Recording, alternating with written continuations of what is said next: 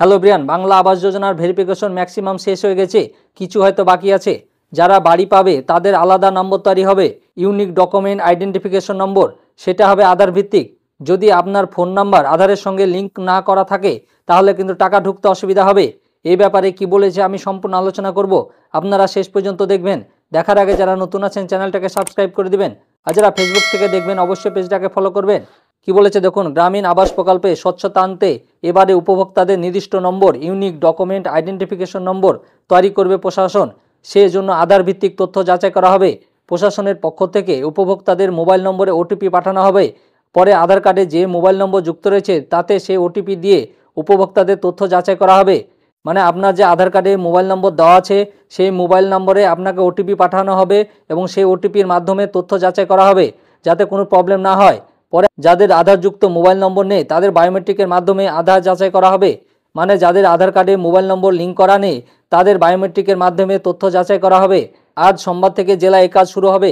আগামী 2-3 দিনের মধ্যে জেলা সর্বত্র এভাবে আধার কার্ডের মাধ্যমে উপভোক্তাদের তথ্য যাচাইয়ের কাজ হবে। ব্লক ভিত্তিক শিবির করে উপভোক্তাদের ডেকে আধার ভিত্তিক তথ্য যাচাই করা হবে। জেলা প্রশাসনের এক কর্তা জানান, প্রকৃত উপভোক্তা যাতে আবাসের টাকা পান সে কারণে আধার ভিত্তিক তথ্য যাচাই করা হবে। সূত্রে খবর, ট্যাবের অনেক প্রকৃত উপভোক্তার অ্যাকাউন্টে টাকা নিয়ে গিয়ে অন্য অ্যাকাউন্টে চলে গিয়েছে। সম্প্রতি ট্যাবের টাকা পাঠানো নিয়ে রাজ্য জুড়ে এমন চিত্র সামনে এসেছে।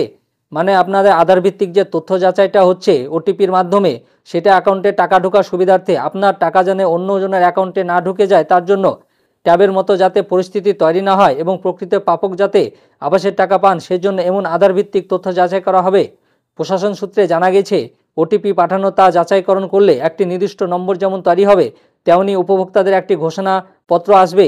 সেই স্বঘোষণাপত্র লেখা রয়েছে উপভোক্তার মাসিক আয় 15,000 টাকার বেশি নয়, একটা পাকা বাড়ির জন্য বিডিওর কাছে আবেদন করেছেন। মানে আপনার ওটিপির মাধ্যমে যে তথ্য যাচাই করা হবে আধার ভিত্তিক, সেখানে আপনার স্বঘোষণাপত্র থাকবে এবং সেখানে লেখা থাকবে 15,000 টাকার বেশি আপনার ইনকাম নয়।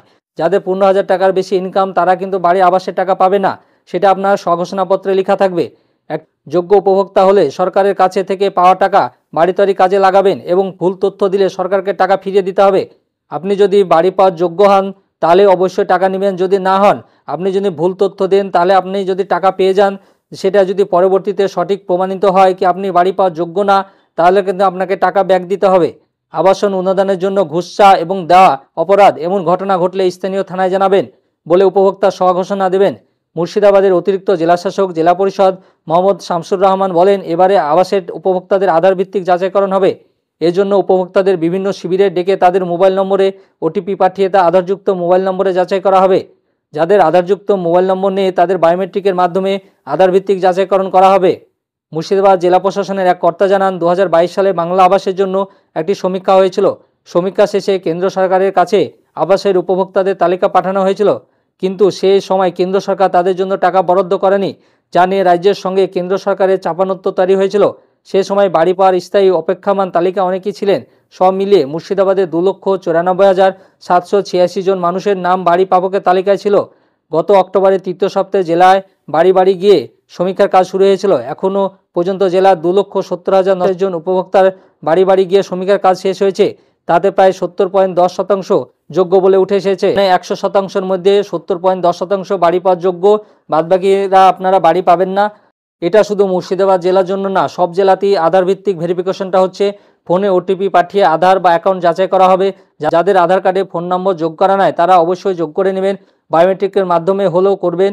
ছাত্রদের ট্যাবের টাকা অন্যদের অ্যাকাউন্টে চলে গেছে, সেটা যাতে আপনাদের বাড়ির ক্ষেত্রে না হয়। আমার এই ভিডিওটা ভালো লাগলে লাইক এবং শেয়ার করে দিবেন, আর যারা নতুন আছেন চ্যানেলটাকে সাবস্ক্রাইব করে দিবেন, আর পাশে থাকা বেল আইকনে ক্লিক করে দিবেন যাতে এই সংক্রান্ত আরও ভিডিও আপনি প্রথমে পেয়ে যান। আর যারা ফেসবুক থেকে দেখবেন অবশ্যই পেজটাকে ফলো করবেন। ধন্যবাদ।